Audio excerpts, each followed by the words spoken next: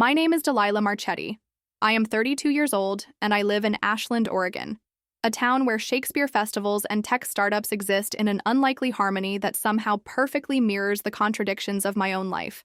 I never intended to become the villain in my sister's story. That role was thrust upon me the moment she decided that her reputation mattered more than my freedom, her career more than my innocence. But as I sat in the mahogany-paneled boardroom of Cascade, Digital Solutions on that rain-soaked Tuesday morning, watching the surveillance footage that would change everything, I realized that sometimes the best revenge is simply letting the truth reveal itself. The irony wasn't lost on me.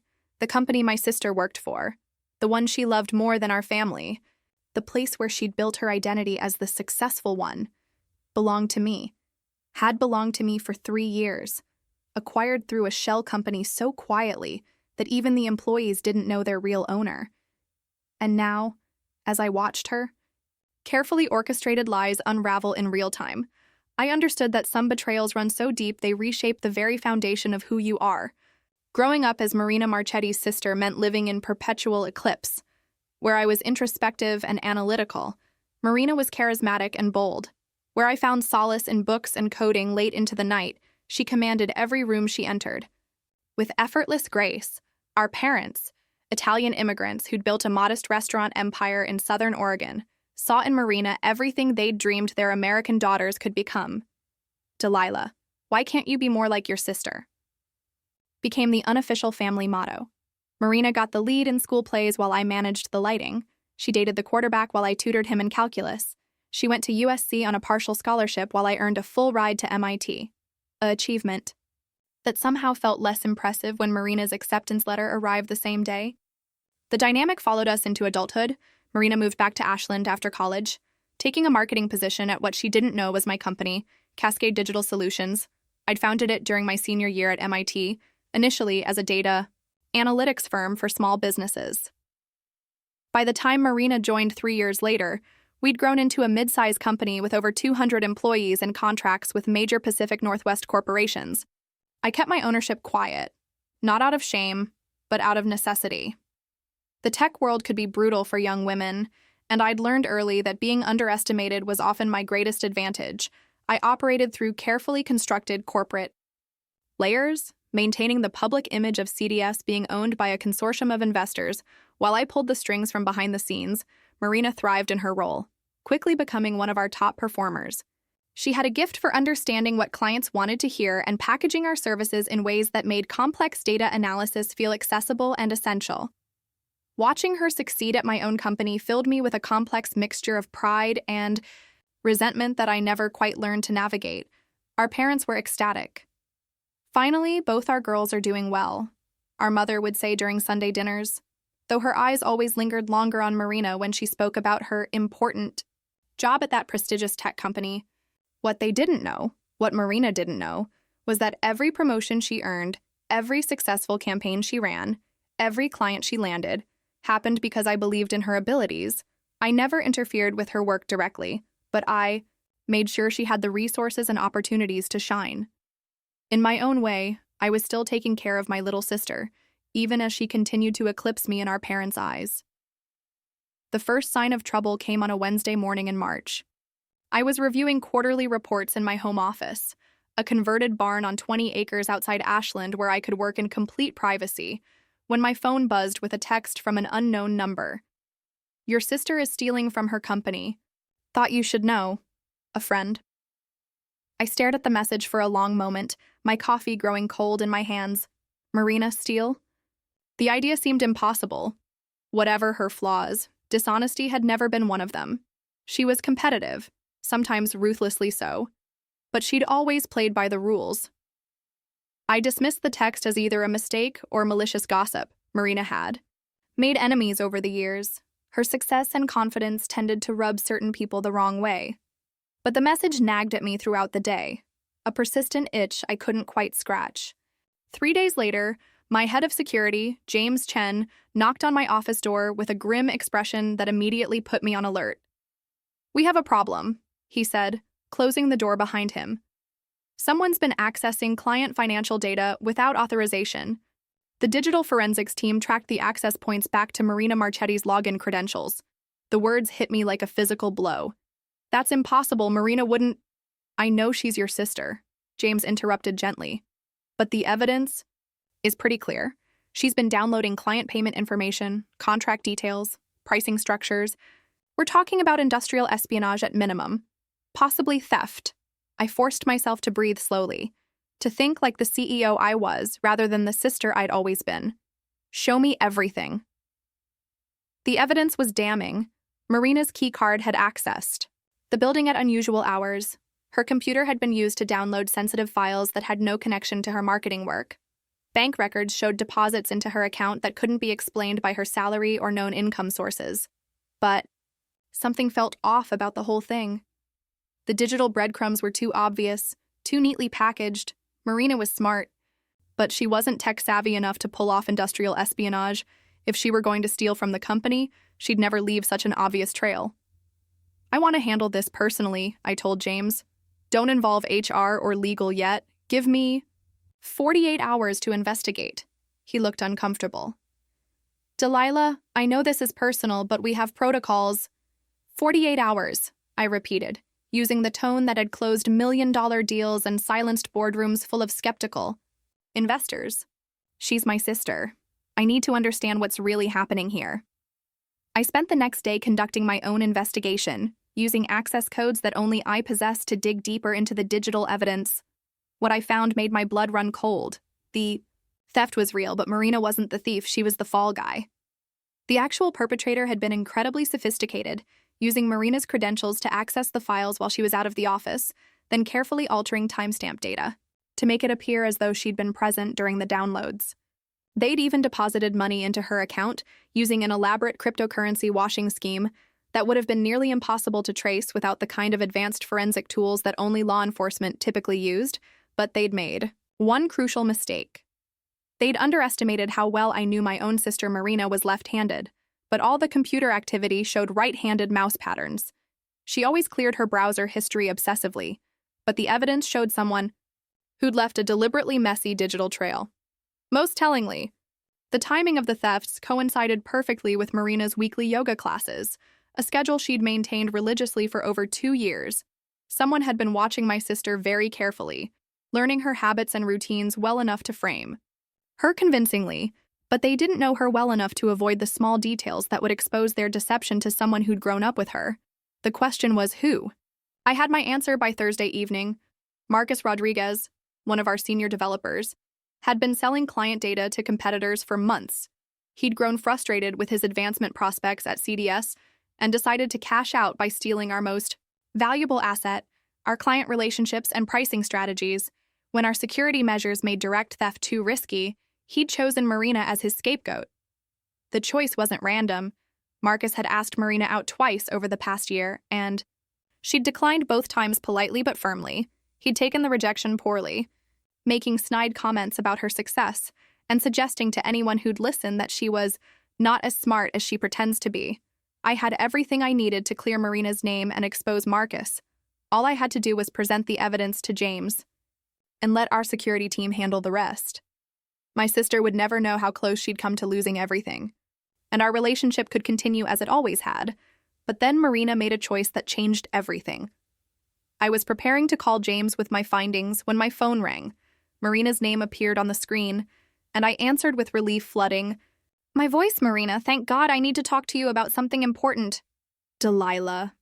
Her voice was cold, formal. Nothing like the warm familiarity I was used to hearing from my sister. I'm calling to let you know that I won't be able to make Sunday dinner this week, or any week for that matter.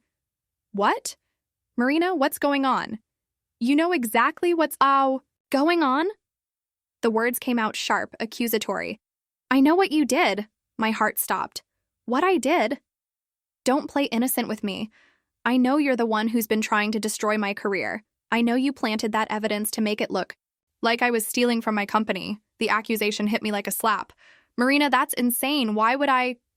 Because you've always been jealous of me. Her voice cracked slightly, revealing the pain beneath the anger. You couldn't stand that I was finally successful at something, that Mom and Dad were finally proud of me, so you decided to tear me down. Marina, listen to me. I would never. I trusted you, she continued, talking over my protests. When the evidence first came out, when everyone at work was whispering about me, I called you because I thought you'd help me figure out who was doing this. But then I started thinking about how you always know so much about technology, about how you always seem to have money even though no one knows what you really do for work. My throat constricted. Marina, I did some research, Delilah. I know about your little shell companies. I know you have connections in the tech world that you've never told us about. And I know that you're exactly the kind of person who would have the skills and resources to frame me for theft. The irony was staggering. My sister was accusing me of the very crime I was trying to save her from, using evidence of my success, my actual, legitimate success, to build a case against me. You're wrong, I said quietly. You're completely wrong about everything. Am I? Then prove it. Come forward and tell everyone exactly who you are and what you do. Show everyone your financial records, your business dealings, your real identity. Clear your name publicly. The challenge hung in the air between us. She was asking me to expose everything I'd worked to keep private, to tear down the carefully constructed barriers that protected both my business and my personal life. She was asking me to make myself vulnerable in ways that could destroy everything I'd built. I can't do that, I admitted. Because you're guilty. No. Because it's complicated and there are things you don't understand. I understand enough. Her voice turned to ice. I understand that my own sister hates me so much that she'd rather see me lose everything than watch me succeed. Marina, please, just let me explain. Don't contact me again, Delilah. Don't come to the house. Don't try to reach out through Mom and Dad, as far as I'm concerned. I don't have a sister anymore. The line went dead, leaving me staring at my phone in stunned silence. Marina's words echoed in my mind as I sat in my empty house that night, surrounded by the trappings of a success she'd never known I'd achieved. She thought I was jealous of her career at a company I owned. She thought I'd framed her for theft when I was actually the only person trying to save her. She thought she knew me well enough to understand my motivations when she didn't even know the most basic facts about my life. But what hurt most was the ease with which she'd believed the worst of me. No benefit of the doubt, no consideration of our shared history, no recognition of the countless ways I'd supported her over the years. She'd constructed an elaborate conspiracy theory that painted me as the villain rather than consider that she might be wrong. I could have called her back. I could have forced the truth on her, revealed my ownership of CDS, and proved my innocence in a single devastating revelation. But something in her voice, the absolute certainty of her betrayal, the finality of her rejection, stopped me. Instead, I made a different choice. I called James and told him to proceed with the investigation as planned. I instructed him to present the evidence against Marina to HR and recommend her immediate termination. I did not share my discoveries about Marcus Rodriguez. I did not reveal the proof of her innocence. If Marina wanted to believe I was capable of destroying her career, then perhaps it was time she learned what that actually looked like. Marina was fired on Monday morning. By Tuesday, word had spread through Ashland's tight-knit professional community that she'd been terminated for theft. By Wednesday, our parents were calling me in tears, begging me to somehow help their disgraced daughter. She says you two had some kind of fight, my mother sobbed over the phone. She won't tell us what happened, but she's convinced you're involved in this somehow. Delilah, please. Whatever happened between you two, she's family. She needs us now. I listened to my mother's pleas with a stone in my chest, feeling the weight of what I was doing to all of them. But Marina had made her choice when she decided. I was the enemy. Now she could live with the consequences. I'm sorry, Mom, I said quietly. But Marina made it very clear that she doesn't want my help. But surely you can do something. You have connections in the business world, don't you? Maybe you could make some calls, help her find another job? The suggestion was almost laughable. Find her another job? I could have given her back the job she'd lost with a single phone call. I could have cleared her name, exposed the real thief, and made her the hero of her own story. Instead, I was letting her burn for a crime she didn't commit because she'd chosen to believe I was capable of setting the fire. I don't think that would be appropriate, I told my mother. Marina needs to handle this herself. Over the following weeks, I watched from a distance as my sister's life imploded. She couldn't find work in Ashland, The theft allegations had made her radioactive in the local business community. She burned through her savings, paying for lawyers who couldn't prove her innocence because the evidence against her was too convincing. She had to move back in with our parents, sleeping in her childhood bedroom at 31 years old. Meanwhile, Marcus Rodriguez continued working at my company, collecting his salary while selling our secrets to competitors. I could have stopped him at any time, but his continued presence served a purpose as long as he remained free. Marina remained guilty in the eyes of everyone who mattered. The irony was perfect. In its own twisted way, Marina had accused me of jealousy, of being unable to tolerate her success. Now she was experiencing what it felt like to have everything stripped away, to be the family disappointment, to watch her sister's mysterious prosperity while her own life crumbled. 3 months after Marina's firing, I received an unexpected visitor. She appeared at my door on a Sunday evening, thinner than I remembered, with dark circles under her eyes and a defeated slump to her shoulders. That was nothing like the confident posture I'd known all my life. "We need to talk," she said quietly. I let her in, noting how she looked around my house with new eyes. The expensive furniture, the original artwork, the cutting-edge technology set up in my home office, details she'd never questioned before, were suddenly significant. "I've been thinking," she began, settling into my living room like a stranger visiting for the first time. "About what happened, about what I said to you." I waited, saying nothing. "I hired a private investigator," she continued. "I spent the last of my savings trying to prove my innocence, to figure out who really framed me, and what I found was complicated."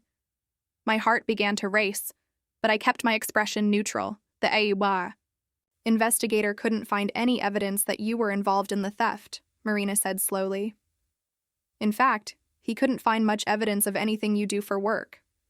It's like you exist in this strange bubble where money comes from nowhere, and you have no visible means of support." "Marina, let me finish."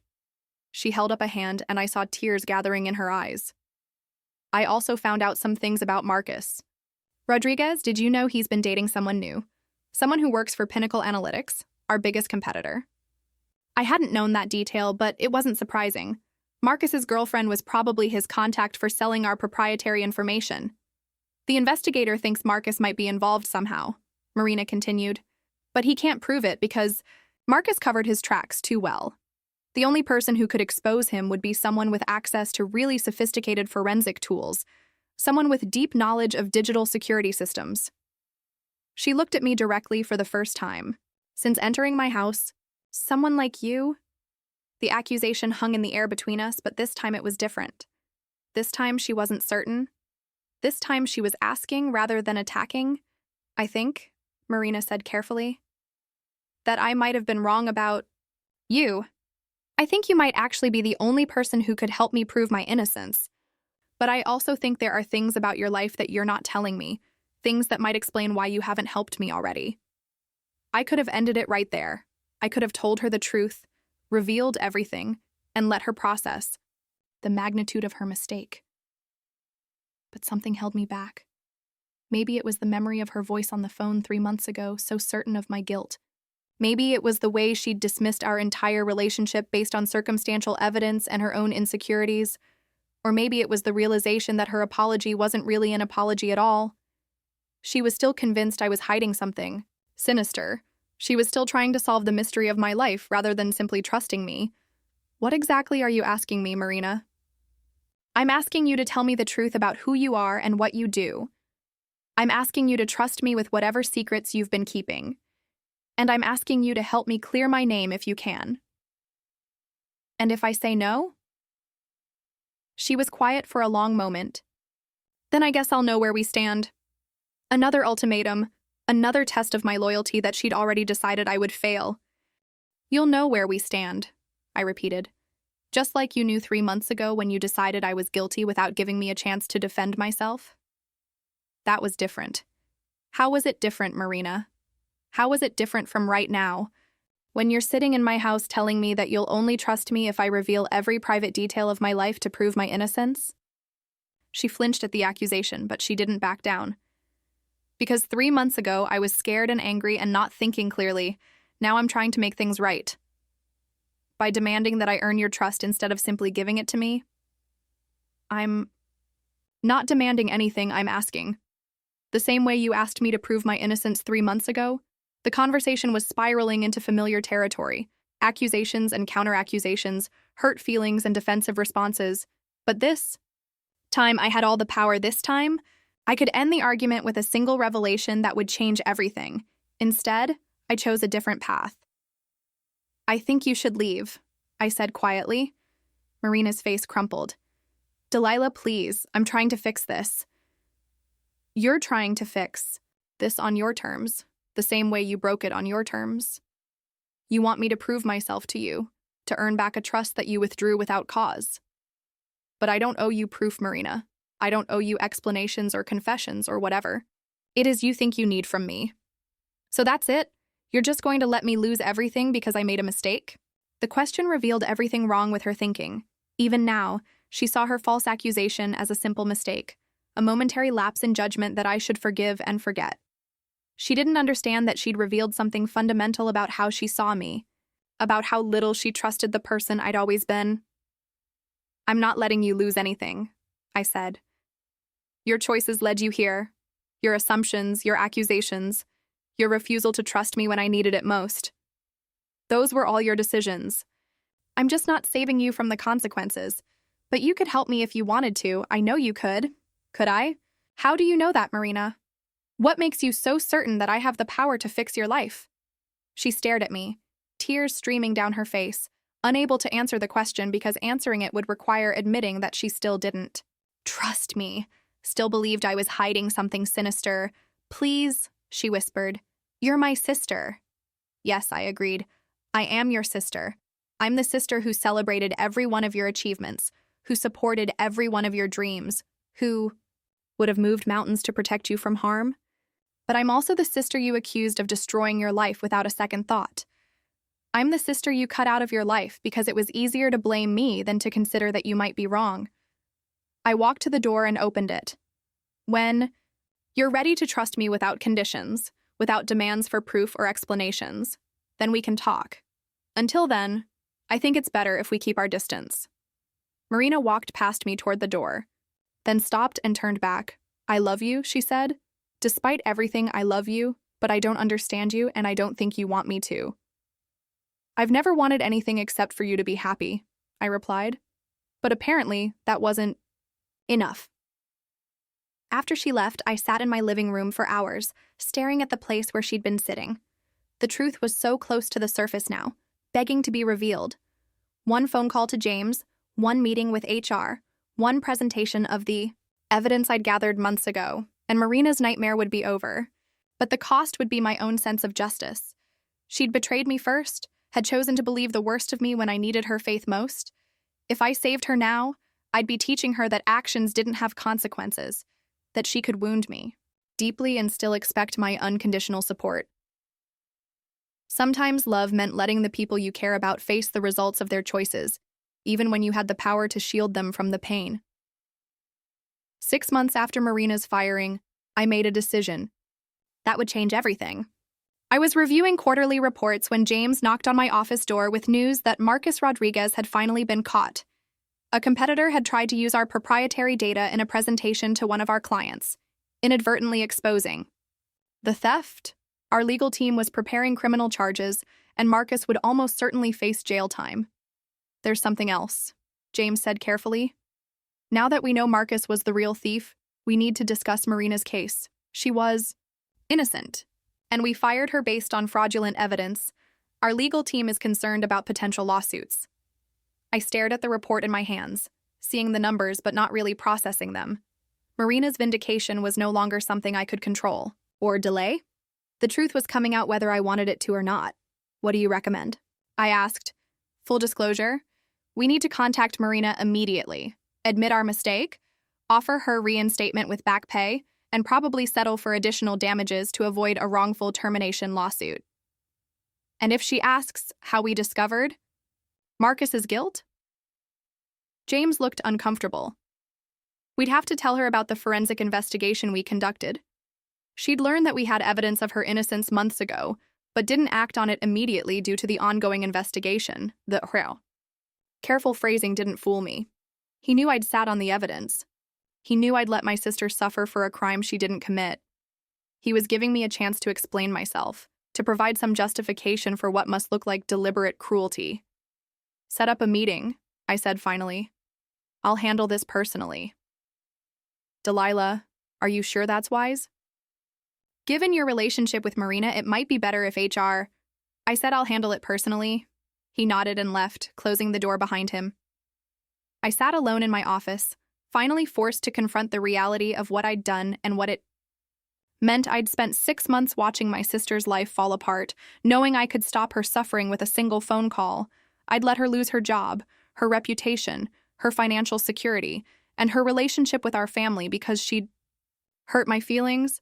I'd chosen revenge over mercy, punishment over forgiveness, pride over love, and now I had to look her in the eye and tell her the truth about everything. I arranged to meet Marina at Ashland's one upscale restaurant, Amuse, on a Thursday evening when the dinner crowd would provide enough background noise for privacy. She arrived 10 minutes early, as she always had for important meetings, wearing a conservative dress that I recognized from her professional wardrobe. Back when she'd had a profession, she looked better than she had during her visit to my house, more composed and determined. But there was something fragile in her. Posture, a careful way of holding herself that suggested she was bracing for another blow. "Thank you for agreeing to meet with me," I said as she sat down across from me. "Your message said it was about my case at CDS. Did you find something that could help clear my name?" I'd planned this conversation a dozen times, rehearsing different approaches and explanations, but sitting across from my sister, seeing the hope she was trying to hide behind professional caution, all my careful words evaporated. Marina began, then stopped. "How do you tell someone that you've been lying to them their entire adult life? How do you explain that you had the power to save them but chose not to use it?" "Just tell me," she said quietly. "Whatever it is, I can handle it." Marcus Rodriguez was arrested yesterday for industrial espionage and theft of proprietary information. Relief flooded her face, followed immediately by confusion. "Marcus? But how did they prove—" "Wait, if Marcus was stealing from CDS, then that means you were innocent. You were framed, exactly like you suspected." She leaned back in her chair, processing the implications. "How long have they known?" This was the moment, the point of no return. The forensic evidence that proved Marcus's guilt was available 6 months ago. The words hung in the air between us like a physical barrier. I watched Marina's face change as she understood what I was telling her, watched hope transform into horror and then into something darker. 6 months ago, she repeated slowly. They had proof of my innocence 6 months ago, and they didn't tell me? The investigation was ongoing. There were legal considerations. 6 months, Delilah. I've been living with this nightmare for 6 months when they could have cleared my name in a week? I couldn't meet her eyes. Yes. Who made that decision? Who decided to let me suffer when they knew I was innocent? This was it. The moment when I had to choose between the last vestiges of my carefully constructed lie and the devastating truth that would change everything between us. I did. Marina went very still. What? I made the decision to delay revealing the evidence. I knew you were innocent, and I chose not to act on that knowledge. I don't understand. Her voice was barely a whisper. Why would you— how could you possibly have that kind of influence over a CDS investigation? I reached into my purse and pulled out a business card. My real business card. The one I'd never shown her. The one that read, Delilah Marchetti, Chief Executive Officer, Cascade Digital Solutions. She stared at the card for a long moment, then looked up at me with an expression I'd never seen before. A mixture of shock, betrayal, and dawning comprehension that was somehow worse than anything she'd thrown at me during our fight 6 months ago. You own CDS, she said. I founded it during my senior year at MIT. I've been running it for 8 years. You own the company I worked for. The company that fired me? Yes. You own the company I was accused of stealing from. Yes. She was quiet for so long that I began to worry she might simply get up and leave. When she finally spoke, her voice was eerily calm. Walk me through this. Delilah, help me understand. You own the company where I worked. Someone framed me for theft. You discovered who really did it and chose not to reveal that information. Instead, you let me be fired. Let me lose my reputation. Let me exhaust my savings on legal fees. Let me move back in with our parents in disgrace. Is that correct? Marina, is that correct? Yes, but why? The simple question cut through all my rationalizations and justifications, stripping the situation down to its essential elements. Why had I done it? Why had I chosen cruelty over kindness, revenge over mercy?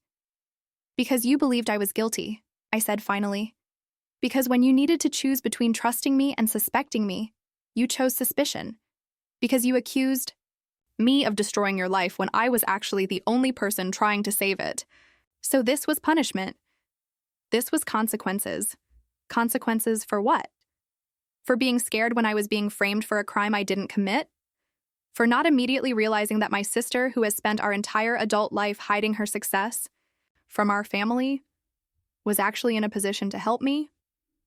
Consequences for cutting me out of your life without giving me a chance to defend myself. Consequences for believing the worst of me instead of trusting the person I've always been.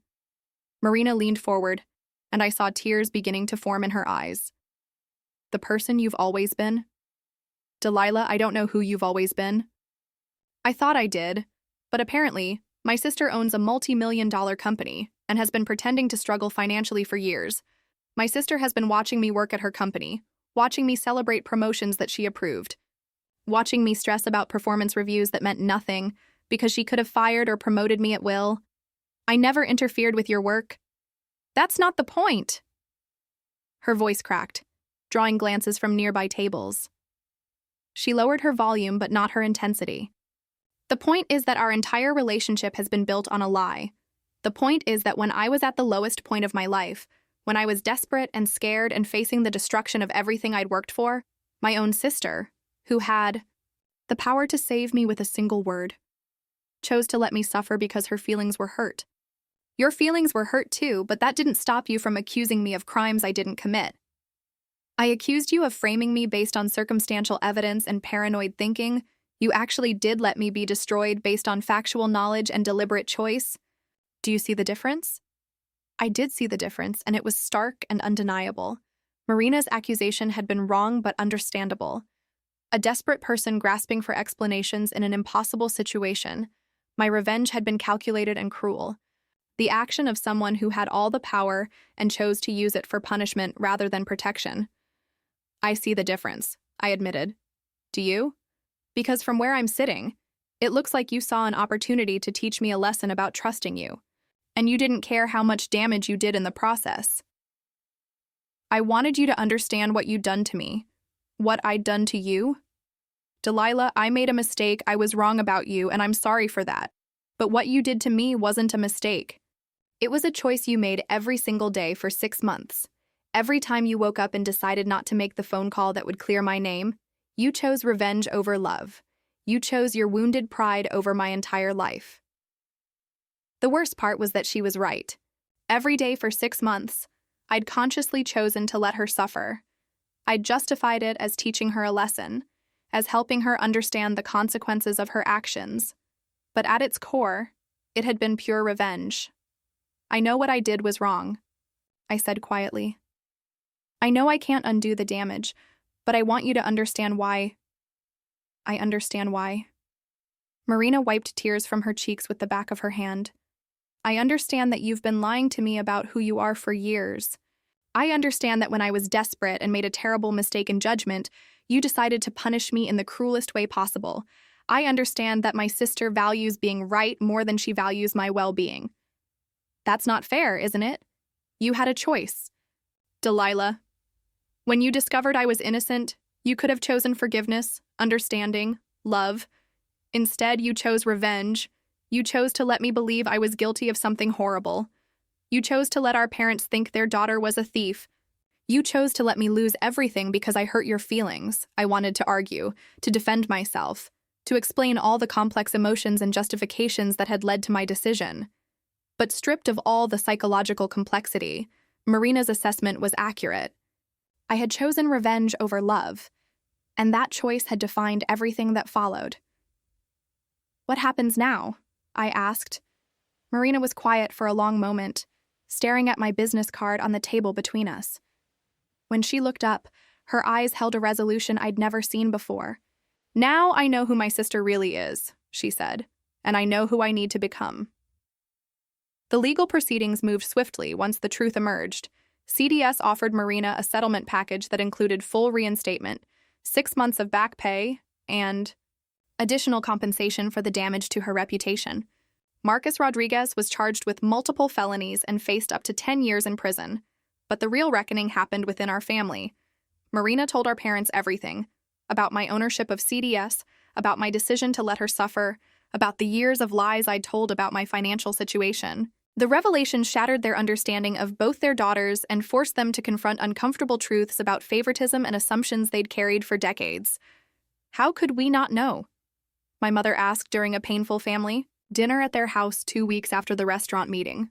How could we not see that our own daughter was so successful? "Because I didn't want you to know," I admitted. "Because it was easier to let you think Marina was the successful one." "But why?" My father interjected. "Why would you hide something we would have been so proud of?" The question hung in the air, and I realized I didn't have a good answer. Somewhere along the way, being underestimated had become comfortable. It was easier to succeed in secret than to risk the expectations and pressures that came with visible achievement. It was easier to play the struggling artist than to admit I'd built something substantial. "I think," Marina said quietly, "that Delilah liked having a secret. She liked knowing something the rest of us didn't. It made her feel superior." Her words stung because they contained enough truth to be devastating. I had enjoyed the secret knowledge, the sense of power that came from controlling information others wanted, but it was more complex than simple superiority. "I think I was afraid," I said finally. "Afraid that if you knew the truth about my success, you'd expect me to be different than I was. Afraid that my achievements would somehow diminish Marina's. Afraid that our family dynamic would change in ways I couldn't control.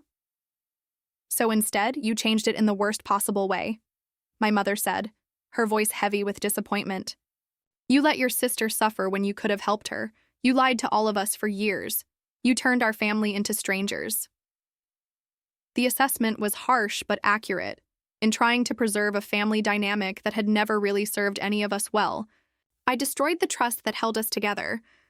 Marina hadn't spoken to me since the restaurant, communicating only through lawyers and our parents when necessary.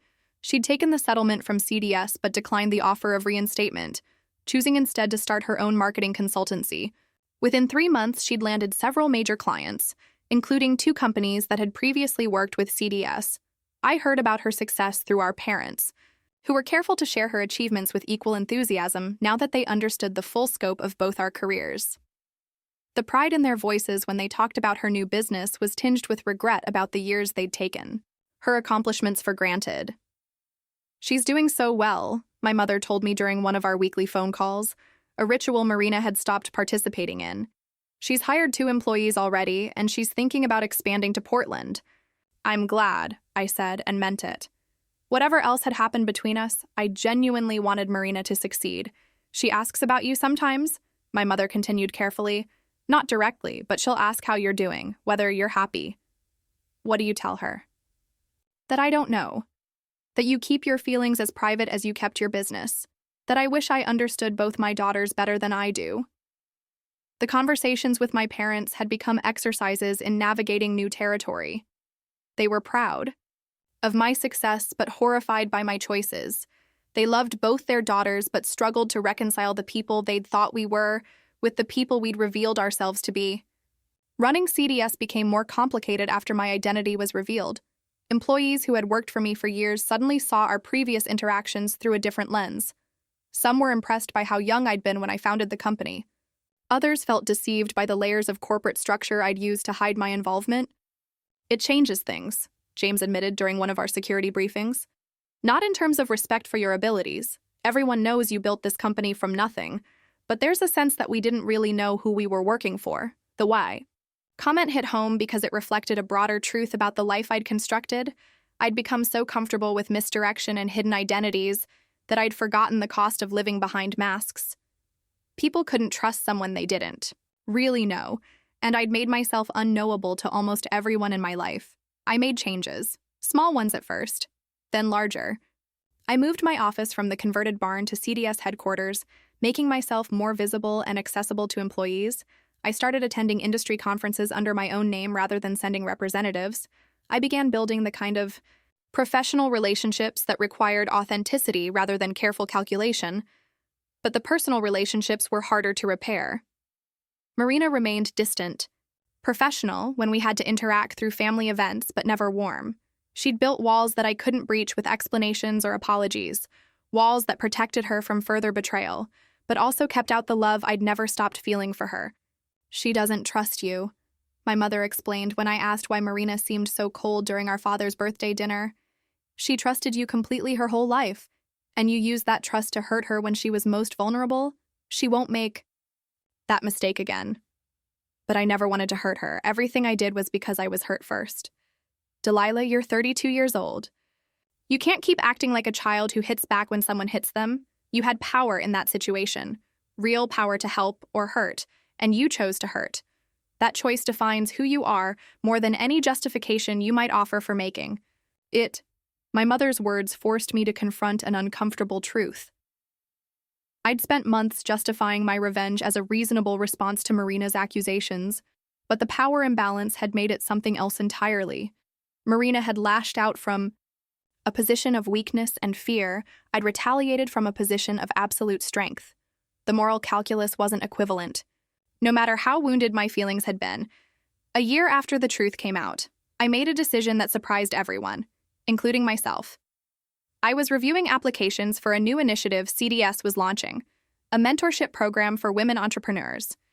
In Southern Oregon, when I saw Marina's name on the list of potential mentors, she'd built her consultancy into one of the most successful marketing firms in the region, specializing in helping small businesses develop digital strategies. Her client list included several companies I'd been hoping to work with, and her reputation for integrity and innovation was exactly what our mentorship program needed.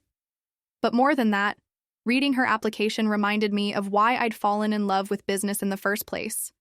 She wrote about the responsibility successful people had to lift others up, about the importance of creating opportunities for people who hadn't been given them, about using privilege and resources to build something larger than personal achievement. I called James into my office and handed him Marina's application. "I want to offer her the lead coordinator position for the mentorship program," I said. He terrified. Looked at the application, then back at me with raised eyebrows. "Are you sure that's wise? Given your personal history?" Because of our personal history, Marina understands what it's like to be underestimated, to have your success questioned, to face professional challenges based on factors beyond your control. She's exactly the person who should be running this program, and if she says no, then she says no, but I want to give her the opportunity to say yes. I wrote the offer letter myself, explaining the program's goals and Marina's qualifications without reference to our relationship. I outlined the resources CDS would provide, the budget she'd have to work with, and the autonomy she'd have in developing the program's structure. I made it clear that the offer was based on her professional achievements, not family obligation. At the bottom of the letter, I added a personal note. "Marina, I know I don't have the right to ask for your forgiveness, and I'm not asking for it, but I am asking for the chance to do something right.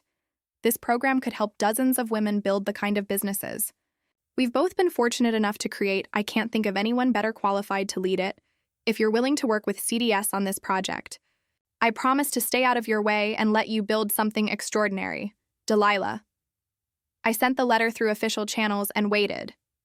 3 days later, Marina called me directly for the first time since our restaurant meeting. "I got your offer," she said without preamble. "And?" "It's a good program. Important work." "I think so too. Why me, Delilah? Really? Why offer this to me when there are other qualified people who don't come with complicated family baggage?" I'd prepared for this question, but when the moment came, all my careful explanations seemed inadequate. "Because you're the best person for the job," I said simply. "Because you understand what these women will face in ways that I never have. Because you've built something beautiful out of something terrible, and that's exactly the kind of inspiration they'll need.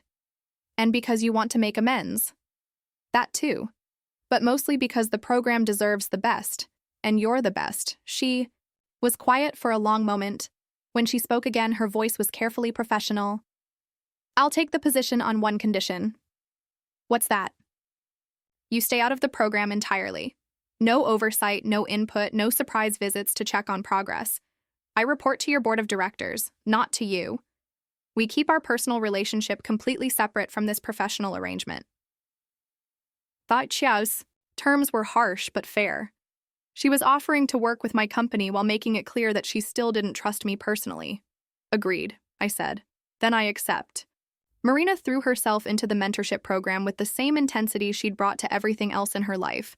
Within 6 months, she'd recruited 30 mentors and was working with 50 women entrepreneurs across Southern Oregon.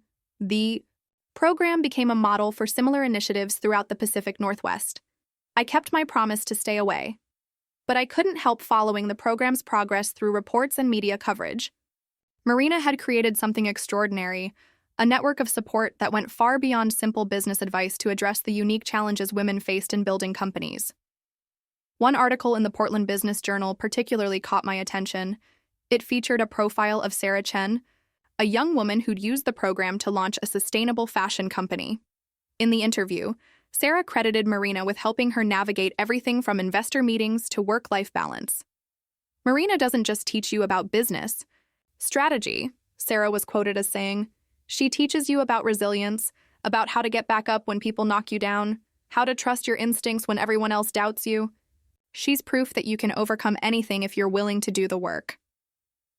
Reading those words, I felt a complicated mixture of pride and regret. Pride because Marina was using her experience, including the terrible experience I'd put her through, to help others. Regret because I'd been the one to knock her down in the first place. The program's success brought Marina invitations to speak at conferences throughout the region. I attended one of her presentations at a women's leadership summit in Portland, sitting in the back of the auditorium where she wouldn't see me. She spoke about resilience and reinvention, about the importance of building authentic relationships in business, about learning to trust yourself when external validation fails. She didn't mention our family situation directly, but she spoke about betrayal and recovery in ways that made it clear she was drawing from personal experience. "Sometimes the people who hurt us most are the people who know us best," she said during her closing remarks. "They know exactly which wounds will cut deepest, which fears will paralyze us most completely. But here's what I've learned. Surviving that kind of betrayal doesn't just make you stronger. It teaches you something invaluable about the difference between loyalty and love." The audience was silent, hanging on every word. Loyalty is conditional. It's based on behavior, on meeting expectations, on maintaining relationships that serve us. But love, real love, is choosing to care about someone's well-being even when they've failed you, even when they've hurt you, even when they've proven they don't deserve your trust. She paused, and for just a moment, her eyes found mine in the back of the auditorium. The person who betrayed me taught me that lesson, though I don't think they meant to. They taught me that I'm capable of surviving anything, that my worth isn't dependent on other people's validation, that I can build something beautiful even from the wreckage of broken relationships. I left before the question and answer session, driving back to Ashland with tears streaming down my face. Marina had transformed the worst thing I'd ever done to her into strength, wisdom, and purpose. She'd taken my cruelty and turned it into compassion for others. 2 years after launching the mentorship program, Marina achieved something that surprised everyone. She got our family to attend a Revenge Treats meetup together. Revenge Treats had started as a support group for women who'd experienced professional betrayal, but it had evolved into something larger. A community of entrepreneurs who helped each other navigate the complex emotional landscape of building businesses while dealing with personal challenges. "It's not about getting revenge," Marina explained to our parents over dinner. "It's about transforming the energy of betrayal into something positive. About using the fire that comes from being wronged to fuel success rather than destruction." The group met monthly at various locations around Ashland, and Marina had been attending for over a year. She'd found community there with women who understood what it meant to be underestimated, betrayed, or dismissed by people who should have supported them. "I want you all to come to next month's meeting," she announced, "not as members, but as observers. I think it would help you understand who I've become. The request was surprising because Marina had been so careful to keep her personal and professional lives separate since our fallout, but she seemed ready to let our family see this part of her world. The meeting was held at a community center in downtown Ashland, in a room filled with women of all ages and backgrounds. Some were seasoned entrepreneurs with established businesses. Others were just starting out, still working day jobs while building their dreams in the evenings. Marina introduced the evening's topic: turning betrayal into breakthrough. Tonight, we're going to talk about the moment when someone you trusted used your vulnerabilities against you, she began. Not to rehash old wounds, but to examine how those experiences shaped your understanding of business, relationships, and your own strength. Woman after woman shared stories of business partners who'd stolen ideas, mentors who'd taken credit for their work, family members who'd undermined their confidence, friends who'd betrayed confidences to competitors. But rather than dwelling on the pain, each woman focused on what she'd learned and how she'd grown stronger. When Marina's turn came, she spoke about our situation for the first time publicly. Sister owned the company I worked for, she began, and I felt our parents tense beside me. When I was falsely accused of theft, I suspected her of framing me. I was wrong about that. But I was right to suspect she was hiding something important. About her life. She looked directly at me across the room. What I didn't know was that she actually had evidence of my innocence but chose not to share it immediately. She let me suffer for months because I'd accused her unfairly. It was cruel, and it was devastating, and it taught me something crucial about the difference between love and control. The room was completely silent. My sister thought she was teaching me a lesson about trust. What she actually taught me was that I'm stronger than I knew, that I don't need anyone else's validation to know my own worth, and that sometimes the people who hurt us most are also the people who push us to become who we're meant to be. Paused, gathering her thoughts. I don't forgive what she did, I probably never will, but I'm grateful for who I became because of it. I'm grateful for the humility it taught me, for the empathy it gave me for other people's struggles, for the strength it revealed that I didn't know I possessed. After the meeting, our family drove back to our parents' house in silence. Over coffee in their kitchen, my mother finally spoke. I'm proud of both of you, she said quietly. I'm proud of what you built, Delilah, and I'm proud of how you've grown, Marina, but I'm also sad about what it cost our family to get here. Some things can't be repaired, Marina said, not unkindly. Some betrayals are too deep to forgive, but that doesn't mean they can't lead to something valuable. She looked at me directly for the first time that evening. I hope you learned something too, Delilah. I hope you learned that having power over someone doesn't give you the right to use it cruelly. I hope you learned that love requires putting someone else's well-being above your own wounded feelings. I did learn that, I said. Too late to matter, but I did learn it. It matters, she replied. Maybe not for us, but it matters for whoever you'll have the power to help or hurt in the future. 5 years have passed since the day Marina was fired from CDS. In that time, both our lives have changed in ways neither of us could have predicted. Marina's consulting firm has grown into a regional powerhouse, with offices in 3 cities and a client list that includes some of the most innovative companies on the West Coast. The mentorship program she launched has helped over 300 women start businesses, and similar programs have been replicated in dozens of cities. She married David Kim, a software engineer she met through revenge treats, in a small ceremony that I wasn't invited to but heard about through our parents.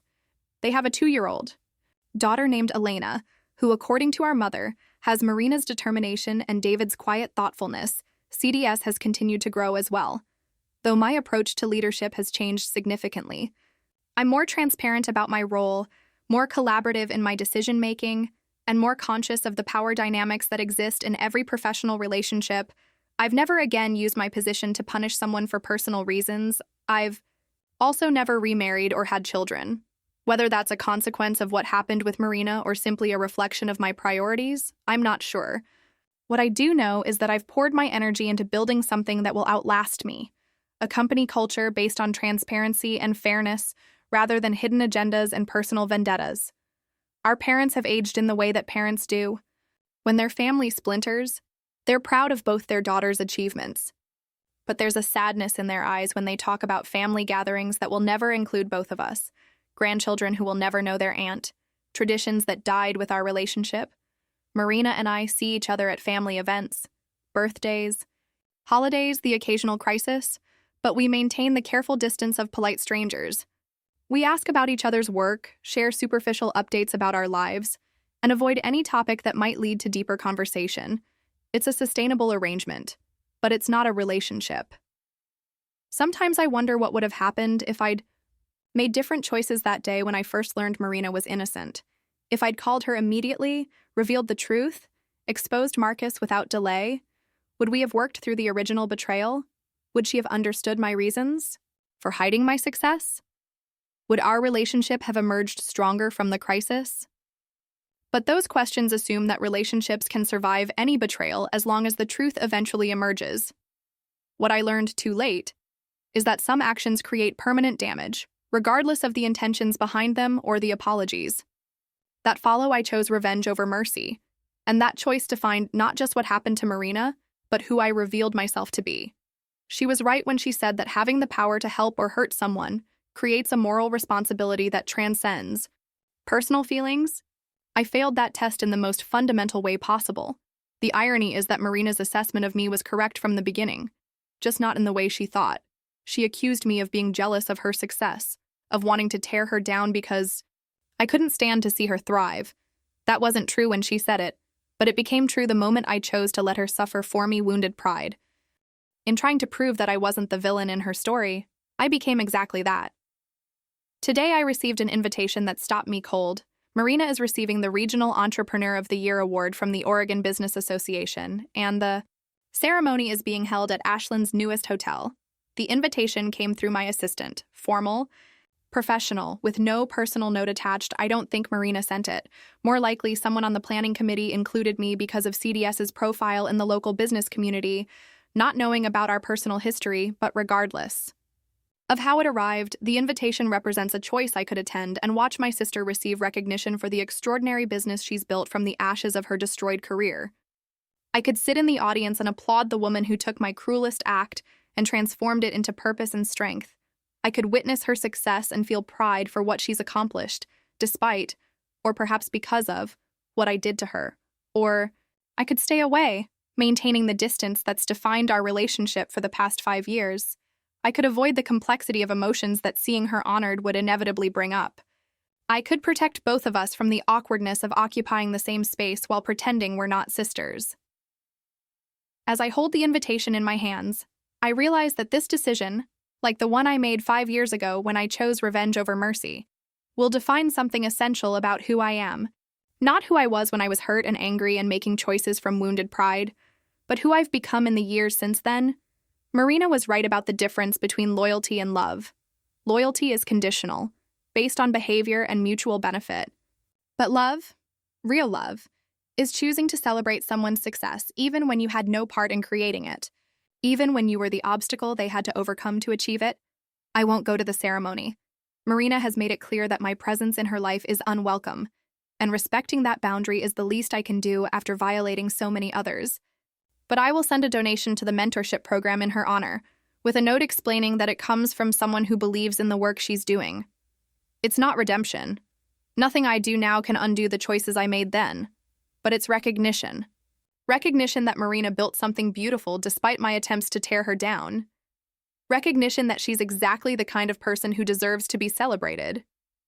Recognition that love sometimes means stepping back far enough to let someone shine without your shadow falling across their light. I've learned that having power over someone's life, whether through family relationships, business ownership, or any other form of influence, creates responsibilities that transcend personal feelings. I've learned that choosing cruelty over kindness, revenge over mercy, wounded pride over someone else's well-being, reveals something about your character that can never be fully redeemed. But I've also learned that it's possible to change, to grow, to make different choices going forward even when you can't undo the damage you've already done. Marina transformed my betrayal into strength and purpose. The least I can do is transform it into wisdom. Have you ever been betrayed by the people closest to you? Share your story in the comments. Someone out there needs to hear it.